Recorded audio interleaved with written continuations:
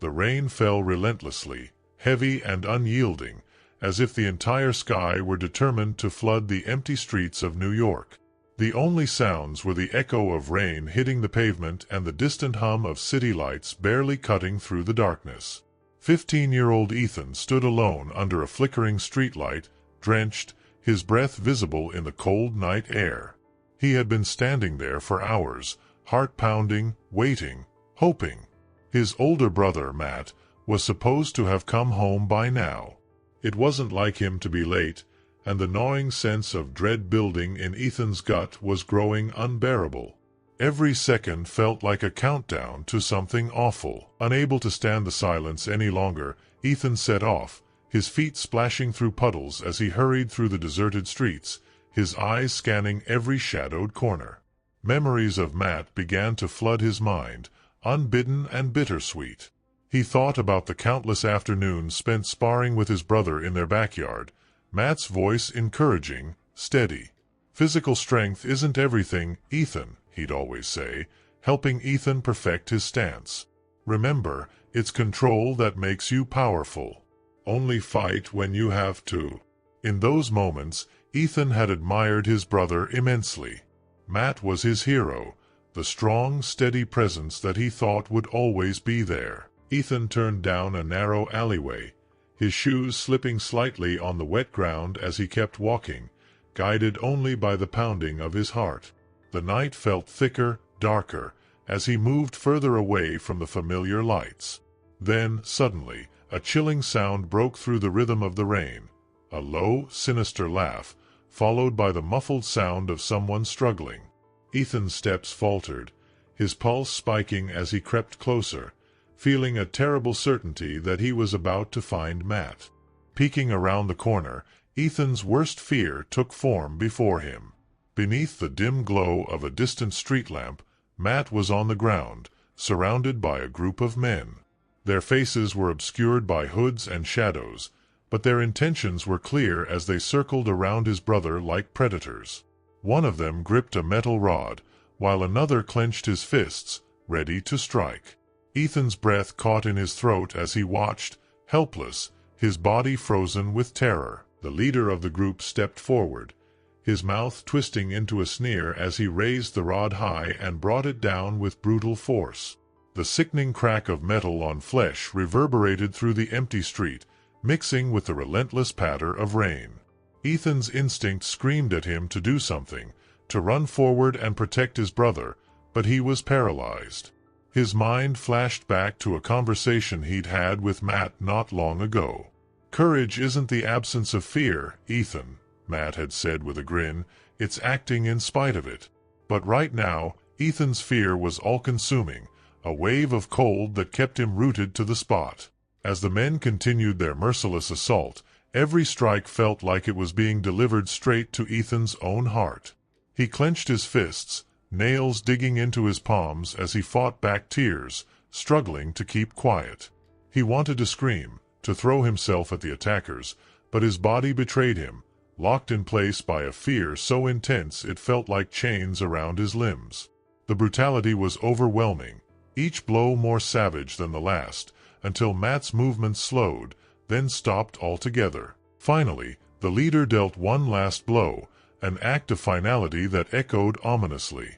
Matt's body lay still, his face turned to the side, eyes closed, as if he had simply fallen asleep. Ethan's heart shattered, his entire world collapsing around him as the group of men casually walked away, disappearing into the darkness as if they had left nothing behind. A deep, suffocating silence filled the street, broken only by Ethan's ragged breathing and the steady beat of rain on the pavement. His body acting on instinct, Ethan turned and ran. He sprinted down the streets, searching desperately for help, his vision blurred by rain and tears. He found a police officer, his voice barely a whisper as he tried to explain, pointing back toward the alley. "My brother. They hurt him." The officer rushed back with Ethan, but by the time they returned to the scene, the alley was empty, save for Matt's lifeless body sprawled in the rain. The men were gone, leaving no trace of their violence behind. Ethan knelt beside Matt, his hands trembling as he reached out to touch his brother's shoulder, as if the warmth of his hand could somehow bring him back. But Matt was gone, his body as still and cold as the rain that pooled around him. The boy could barely breathe as the full weight of his loss settled over him, crushing his chest and numbing his senses. All he could think about was that he hadn't done anything, hadn't found the courage Matt had tried so hard to teach him. Yet, in that heart-wrenching moment, something inside Ethan hardened, transforming his grief into a burning resolve. He looked down at his brother, his fists clenching tightly as he whispered a silent promise. "I'll make them pay, Matt. I swear. I won't let them get away with this." His voice was a quiet vow, laced with a determination that was surprising even to him. He was only 15, a kid without any idea how to seek justice, but he knew one thing. He would never forget this night. And he would make sure no one else would, either. As he stood up, his mind replayed one last memory. A recent day when, after a sparring session, Matt had clapped him on the shoulder with a smile. "You're stronger than you think, Ethan. Never forget that." That memory became his anchor, a flicker of hope in the darkness that surrounded him. It was Matt's final gift, a strength Ethan would carry forward, knowing it was now his turn to protect what was left of their family. The days that followed felt empty, haunted by silence and memories of what he had lost. Each night, when he lay awake, his brother's last moments played over and over in his mind. But the memory of Matt's words gave him purpose, driving him forward into an unknown future. Ethan was about to embark on a journey he could barely imagine, a path marked by pain and driven by a relentless quest for justice. The courtroom was filled to capacity, the air thick with tension and anticipation. It had been weeks since the brutal attack on Matt, and Ethan sat next to his mother, barely recognizing the world around him. He was drowning in grief, but today he was fueled by something stronger, the hope that justice would be served. His heart hammered as he watched the men responsible for his brother's death enter the courtroom, their faces calm, indifferent, almost smug. They looked nothing like the brutal killers he had seen that night, and the sight made his blood boil. As the judge called the court to order, Ethan clenched his fists under the table, his eyes narrowing as the defense attorney, a tall, impeccably dressed man with a commanding presence, stood up to address the jury. The man exuded confidence, his every word and gesture calculated to charm and persuade. Ethan felt a shiver of unease. The attorney's voice was steady, his words sharp as he began dismantling the prosecution's case with an ease that was both horrifying and impressive. The prosecutor presented the evidence. The surveillance footage, testimonies from neighbors who had seen the gang lurking in the area, and Matt's own record as a respected, law-abiding citizen. Each piece seemed like an irrefutable step toward justice, but the defense attorney countered every argument with a ruthless logic that twisted the facts and cast doubt on every witness.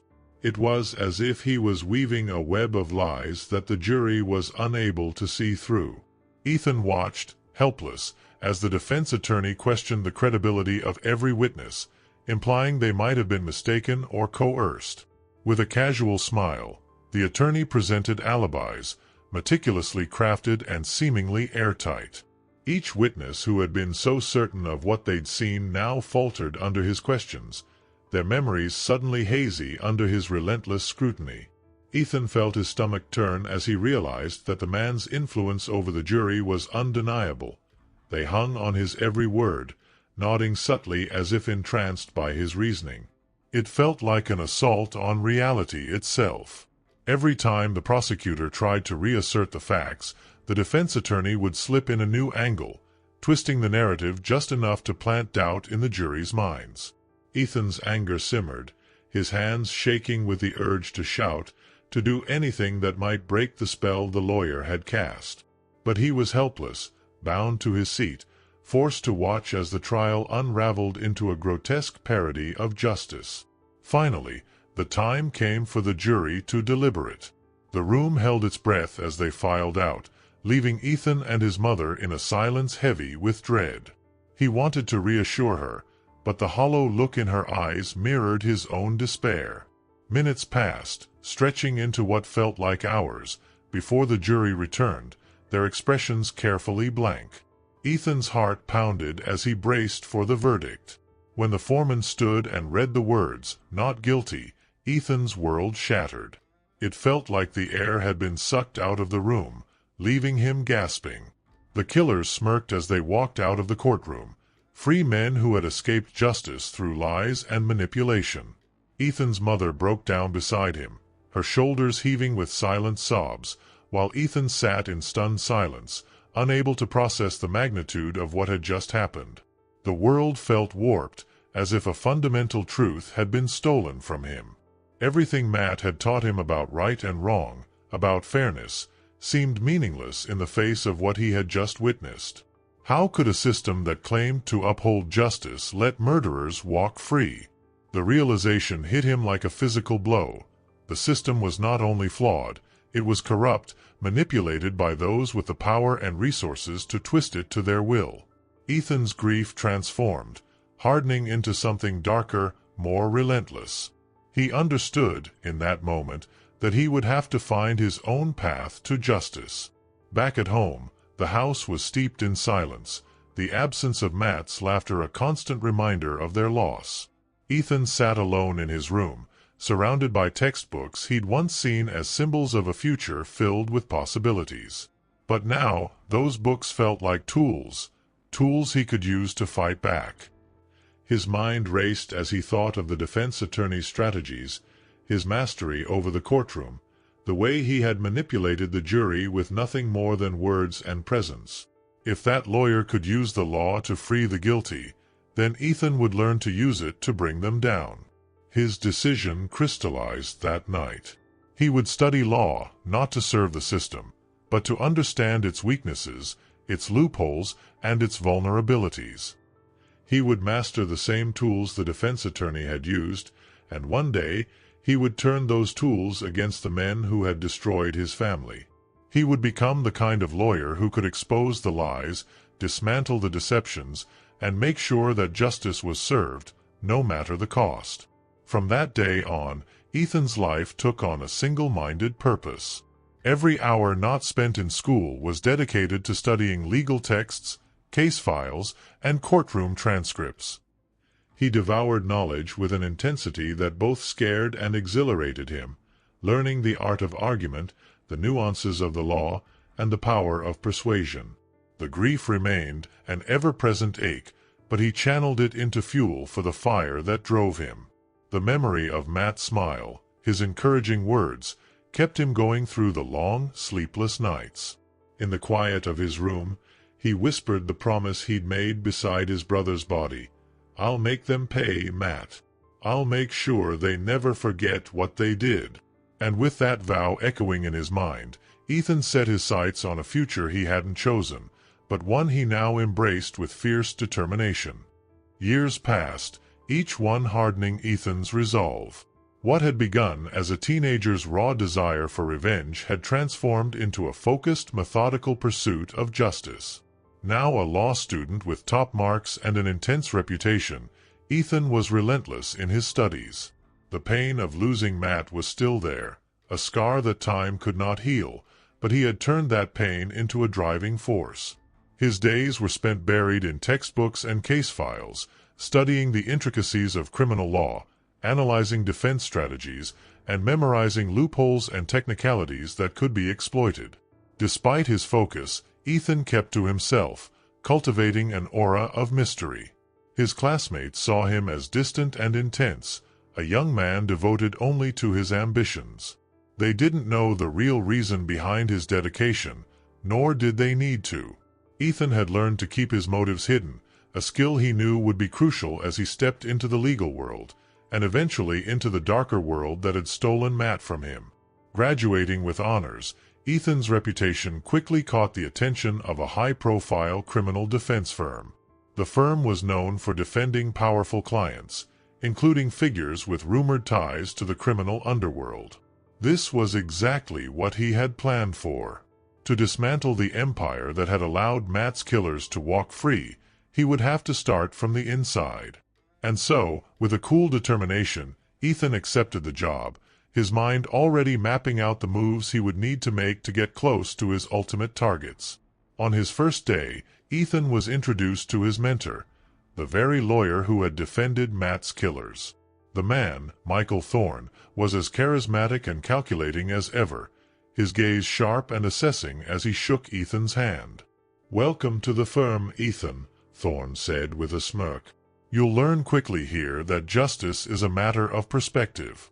Ethan forced a smile, hiding the bitterness in his heart.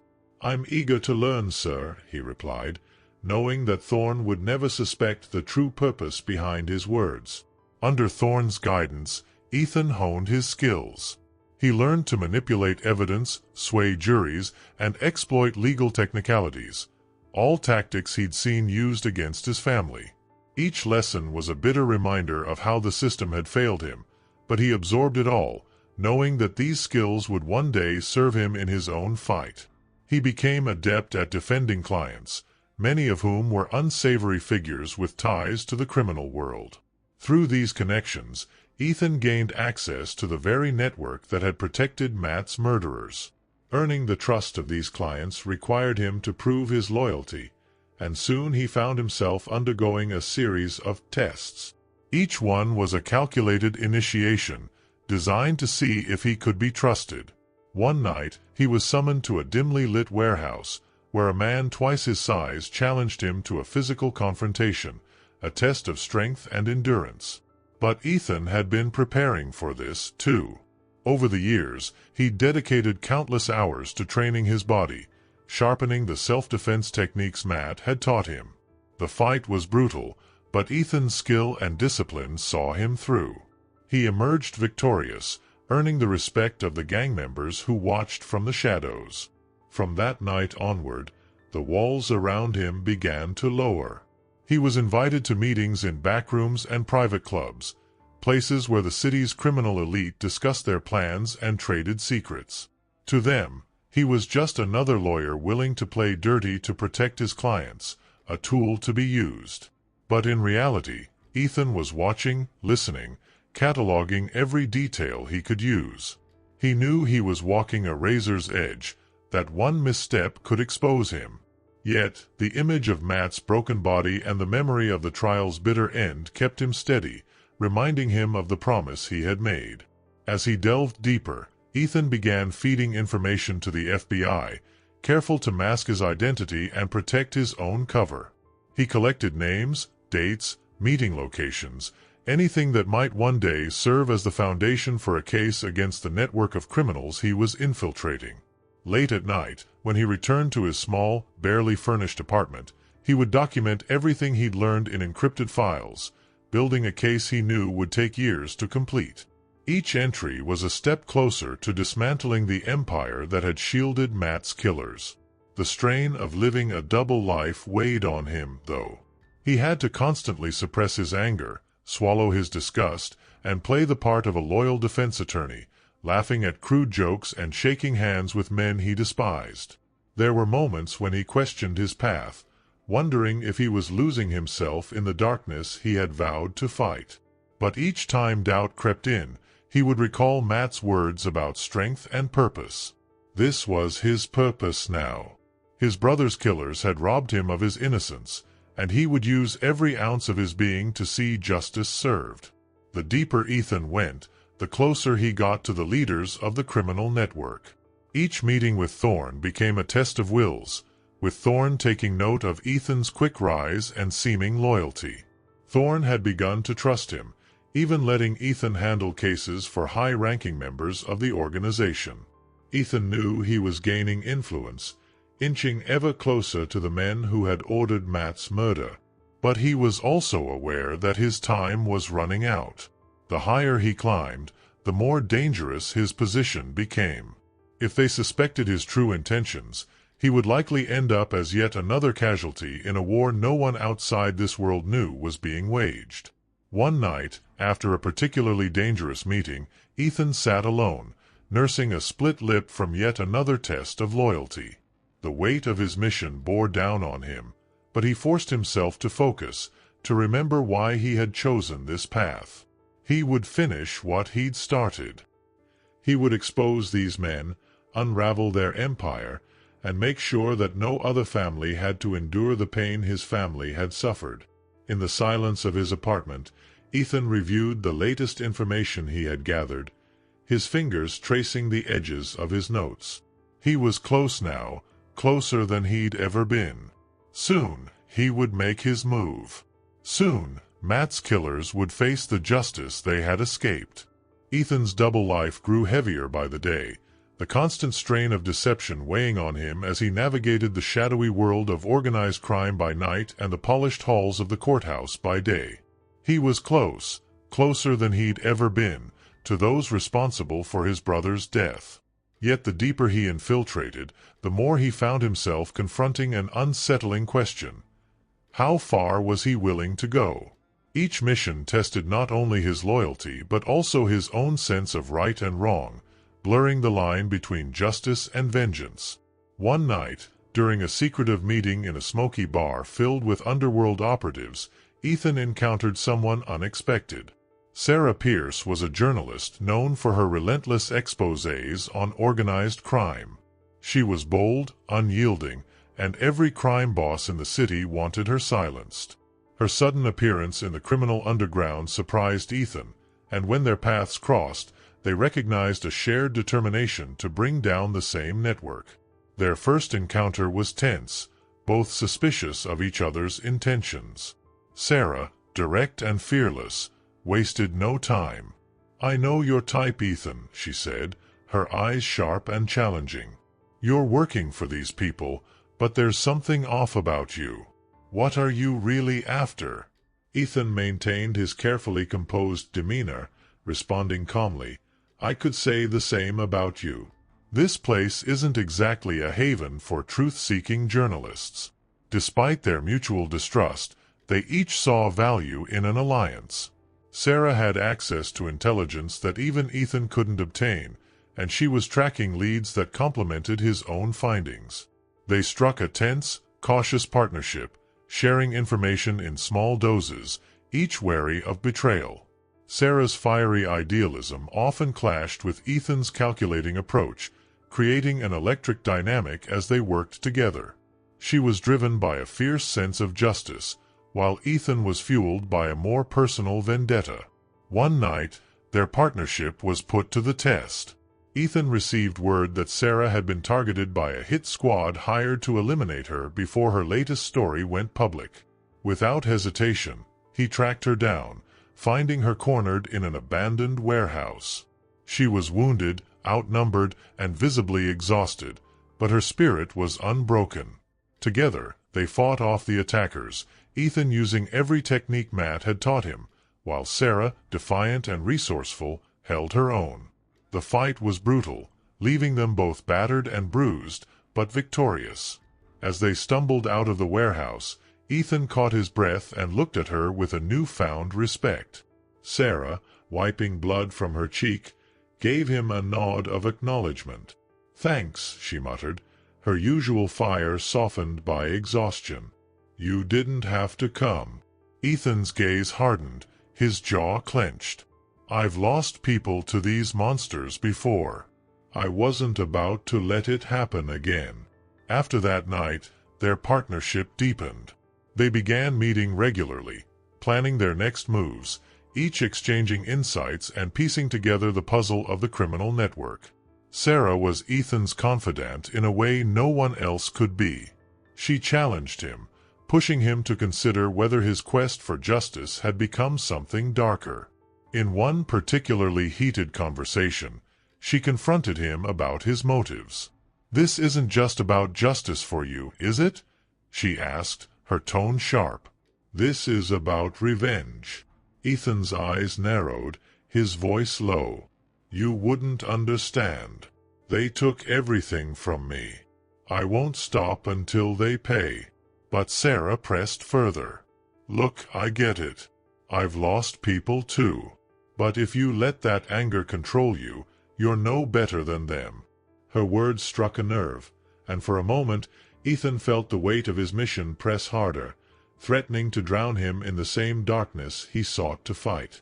Their bond became both a source of strength and tension.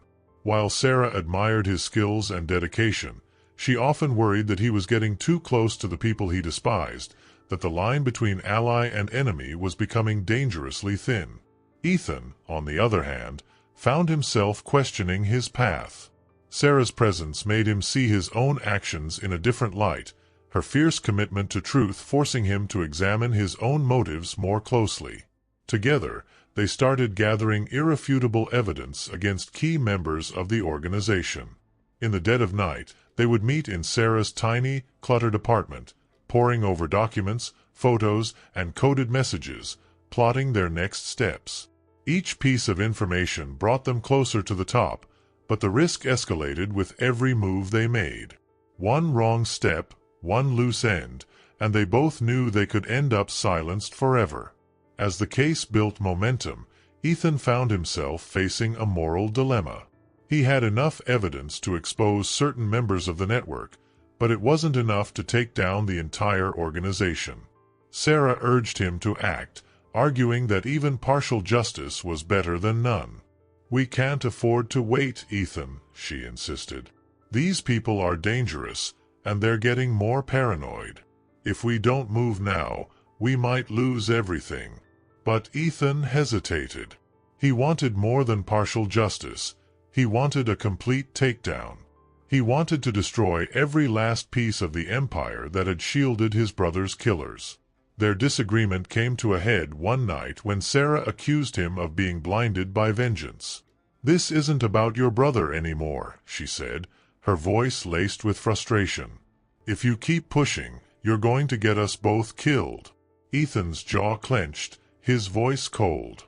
"If you're too scared, then back out. I never asked for your help."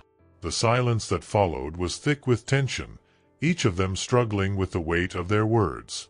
But after a long, charged pause, Sarah softened, her voice barely above a whisper. "I'm not scared, Ethan. I just don't want you to lose yourself." The confrontation marked a turning point. Though Ethan remained resolute in his mission, he began to see the value of Sarah's perspective. She reminded him that justice meant more than destruction, that his goal had to be about more than satisfying his own anger.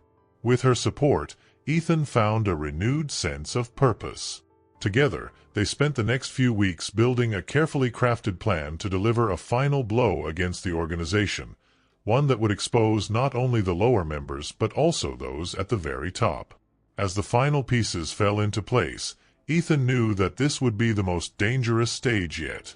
The leaders of the organization were aware that someone was closing in on them, and security was tight. But with Sarah by his side, Ethan felt a sense of balance he hadn't experienced in years. He no longer felt like he was fighting alone, burdened by his own darkness. Sarah's unwavering dedication to truth and justice had become a stabilizing force, a reminder that he wasn't fighting only for Matt's memory, but for a better world. With a mixture of dread and hope, they prepared to set their plan into motion. The stakes had never been higher, and the risks loomed large. But for the first time, Ethan felt like he was on the right path, not just toward revenge, but toward justice, guided by the memory of his brother and the strength of an unexpected ally. The air was thick with tension as Ethan moved silently through the dimly lit corridors of the hideout, his heart pounding with adrenaline. It was the night of the operation he and Sarah had meticulously planned, the night they intended to dismantle the organization from within. Ethan's face was a mask of focus, his every step calculated, every muscle taut with the anticipation of what lay ahead. He'd prepared for this moment for years, yet he could feel an inner battle raging, a struggle between his relentless drive for revenge and the principles Matt had tried so hard to instill in him. Their plan had been designed down to the smallest detail, but Ethan knew that one unpredictable variable remained: himself. As he neared the private office of Victor Morales, the man who had ordered his brother's murder, rage simmered under his carefully maintained composure. Morales had long remained untouchable, hiding behind legal loopholes, payoffs and a seemingly endless supply of ruthless enforcers. But tonight, that would end. Ethan would finally come face to face with the man who had shattered his world, and the thought was both exhilarating and terrifying. Ethan moved with practiced stealth, each step bringing him closer to Morales. His surroundings faded, his focus narrowing as he envisioned his brother's face, Matt's last moments flashing like snapshots in his mind. The hurt, the betrayal, the horror, all of it surged within him, threatening to cloud his judgment. But then he remembered Sarah's words, "Don't lose yourself, Ethan." He forced himself to take a steadying breath, pushing the anger back down, reminding himself that he was here for justice, not destruction. When he reached the office door, he paused, hand hovering over the handle. On the other side, he could hear voices, Morales and one of his lieutenants discussing their next moves, completely unaware that their empire was about to crumble. Ethan didn't waste another second. He pushed the door open, stepping inside with a calmness that belied the storm inside him. Morales looked up, his eyes narrowing in recognition. "Ah, the prodigy," he sneered. "I knew you'd turn up eventually." Ethan didn't reply, his gaze cold and unyielding. Morales laughed, a low, mocking sound, as if amused by Ethan's silent fury. "You think you can play hero?" Morales taunted, his voice dripping with disdain. "Justice doesn't exist here. It's all about power, who has it and who doesn't." The words struck a nerve, but Ethan maintained his composure. He took a step closer, his voice steady. "This isn't about power. It's about accountability. And tonight, you're going to face it." Morales' smirk faltered as he registered Ethan's unwavering determination. For the first time, a flicker of uncertainty crossed the mob boss's face, but it quickly vanished, replaced by a cold resolve. Before either could make a move, Morales' lieutenant lunged at Ethan. Reacting on instinct, Ethan dodged, his body moving with the fluidity and precision Matt had drilled into him. The fight was brutal, each punch and kick carrying years of pent-up fury, but also control. Ethan dispatched the man with swift efficiency, his focus never wavering from Morales. As Ethan approached him, Morales backed up, grabbing a gun from his desk. But Ethan was faster, knocking it out of his hand and pinning him against the wall. His fist hovered in the air, poised for a final blow. Time seemed to freeze, his vision narrowing to Morales' defiant stare. In that instant, he felt the familiar pull of vengeance, the temptation to end it all right here, to make Morales feel even a fraction of the pain he had caused. But as he raised his fist, a memory surfaced, Matt's voice, calm and steady, saying, "Strength isn't about the damage you can do. It's about the restraint you show." Ethan's hand trembled, his resolve faltering as he realized that killing Morales wouldn't change what had happened. It wouldn't bring Matt back. Taking this man's life wouldn't bring him the peace he sought. It would only draw him further into the darkness he was fighting. Ethan let out a shaky breath, lowering his fist. He looked Morales in the eye, his voice quiet but firm. "You don't get to die easy. You're going to face every consequence of what you've done." Morales, visibly shaken, said nothing, his bravado gone. Ethan stepped back, restraining Morales with zip ties before signaling Sarah, who was waiting nearby with federal agents ready to sweep in. With Morales captured, Ethan and Sarah moved quickly, securing the documents and evidence that would ensure the dismantling of the organization's entire network. In a final act of poetic justice, Ethan handed Morales over to the authorities, watching as the man was led away in handcuffs, his empire crumbling behind him. It was over, but Ethan didn't feel the rush of satisfaction he had expected. Instead, he felt a strange calm, as if a weight had been lifted. For the first time in years, he was free from the burden of revenge. Outside the hideout, Sarah stood beside him, her expression one of quiet pride. "You did it, Ethan," she said, her voice soft. You chose justice over hate. Ethan managed a small, grateful smile, the first genuine one he'd felt in a long time. I couldn't have done it without you, Sarah, he replied, realizing the depth of his gratitude for her presence, her guidance, her friendship. As they walked away from the scene, Ethan felt a sense of closure he hadn't anticipated. His journey had begun with a burning need for vengeance, but it had led him somewhere he hadn't expected, to a rediscovery of his own strength, his own humanity. He understood now that justice wasn't about destroying the people who had wronged him. It was about honoring the memory of those he had loved by doing the right thing, even when it was the hardest choice to make.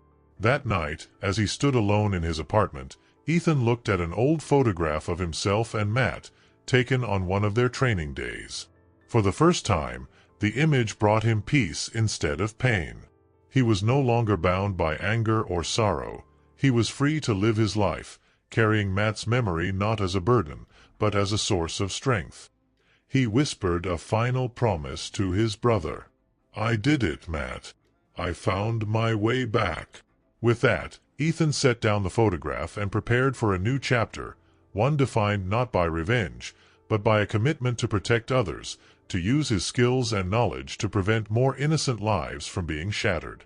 In finding justice for Matt, he had found something even more precious, his own redemption.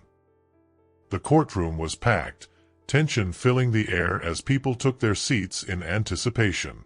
Reporters scribbled notes, cameras flashed, and every eye was fixed on the man at the center of it all. Victor Morales, the crime lord whose empire had terrorized the city for years. Now, thanks to the evidence Ethan and Sarah had painstakingly gathered, Morales was finally facing trial. For Ethan, this was the culmination of everything he had fought for, everything Matt had lost. Today, he would confront Morales one last time, not as a vigilante, but as a lawyer, one dedicated to justice, not revenge. Dressed in a dark suit, Ethan took his place at the prosecution's table, his gaze unwavering as he observed Morales across the room. The man looked different without his power, stripped of the arrogance he'd once worn so easily. Morales's attorney, a notorious defense lawyer skilled at manipulating juries, stood beside him, his expression a mask of confidence. This was the same lawyer who had freed Morales men years ago, enabling them to kill Matt. Now, Ethan was here to face him down, determined to ensure that no manipulation, no trick, would set Morales free this time. As the trial began, Ethan presented the case he had spent years building, carefully laying out the damning evidence. Financial records, surveillance footage, and testimonies from former associates who had chosen to turn against Morales. Each piece was crafted to expose the full extent of the criminal network, revealing the organization's reach and brutality. Every fact was a blow to the defense, and with each point, Ethan felt the weight of his vow to Matt lightening, as though he was finally honoring his brother's memory in the way he'd always intended. Throughout the trial, Sarah sat in the audience, her presence a steadying force. She watched Ethan with quiet pride, knowing better than anyone what he'd sacrificed to reach this moment. Her investigative reports had helped build public support for the case, and now she was here to witness the justice they had fought so hard to bring to life. The defense attorney was ruthless, as Ethan had expected. With each witness Ethan brought forward, the defense attempted to discredit, challenge, and twist the truth. The lawyer's words were sharp, his questions calculated to plant seeds of doubt in the jury's minds. But Ethan had anticipated these tactics. He countered each argument with precision, calling on his years of study to dismantle every trick and loophole the defense attempted to use. Then came the climactic moment of the trial. Ethan called his final witness, a former lieutenant in Morales' organization, now turned state's witness. The man's testimony was chilling as he recounted the violence, the extortion, the murders ordered by Morales. Morales didn't just lead us, the witness said, his voice steady but haunted. He orchestrated everything. He was the mastermind, the one who decided who lived and who died. The courtroom fell silent, every word sinking into the minds of the jury and the audience, painting a picture of Morales as the merciless leader Ethan knew him to be. But the defense attorney wasn't done. When it was his turn, he attacked the witness's credibility, questioning his motives, implying he was lying to reduce his own sentence. The lawyer's words were harsh, and the tension in the room rose as the jury watched, uncertain of whom to believe. Ethan knew he had to act fast to break the hold the defense was trying to establish. In his closing arguments, he spoke directly to the jury, his voice filled with conviction. "This trial isn't just about Victor Morales," he said. "It's about everyone he hurt, every family torn apart, every life destroyed by his actions. Morales has hidden behind others for years, but today the truth is laid bare. Justice demands that he be held accountable." The courtroom was utterly silent as he finished, his words lingering in the air, charged with emotion. Ethan had put everything he had into this case, every bit of pain, every sleepless night, every memory of Matt. Now, all he could do was wait. After hours of deliberation, the jury returned. Ethan's heart pounded as he watched them file back in, their faces unreadable. The foreman rose, cleared his throat, and delivered the verdict, guilty on all counts. The words rang out like a bell, shattering the tension in the room. For a moment, Ethan sat in stunned silence, the realization washing over him slowly. It was over. They had won. As the guards escorted Morales out of the courtroom in handcuffs, Ethan caught his eye. There was no satisfaction in Morales' gaze, no smirk, no defiance, only the blank resignation of a man who knew he had lost everything. Ethan held his gaze, feeling no need to say anything. Justice had spoken louder than words ever could. As the crowd began to disperse, Sarah approached him, her face glowing with pride. "You did it, Ethan," she said softly. "You really did it." Ethan smiled, feeling a sense of peace he hadn't known in years. For the first time, he felt the chains of anger and grief fall away, leaving only a quiet resolve. "We did it, Sarah," he replied. "And now, maybe others won't have to go through what we did." Outside the courthouse, reporters and bystanders gathered, eager for a glimpse of the man who had brought down one of the city's most feared criminals. But Ethan ignored the attention, slipping away into the crowd with Sarah by his side. They walked together in silence, the weight of their journey settling over them, a quiet understanding that they had not only found justice for Matt, but had also changed the lives of countless others who would never know their names. That evening, back in his apartment, Ethan took a moment to reflect. The path he'd chosen had been fraught with pain and sacrifice, but he knew now that it had led him to a place of purpose. He looked at the photograph of Matt he kept by his bed, feeling a warmth he hadn't felt in years. For the first time, he felt free, not just from the shadows of his past, but from the anger that had once consumed him. Matt's legacy would live on, not as a memory stained by revenge, but as a testament to the strength of doing what was right. Ethan had found his way through the darkness and into the light, guided by the unwavering love for his brother and the support of an unexpected ally. His life would move forward, filled with new purpose and a commitment to the justice that had once seemed so far out of reach. As he drifted off to sleep, Ethan knew that he had not only honored Matt's memory, but had also found his own path to peace.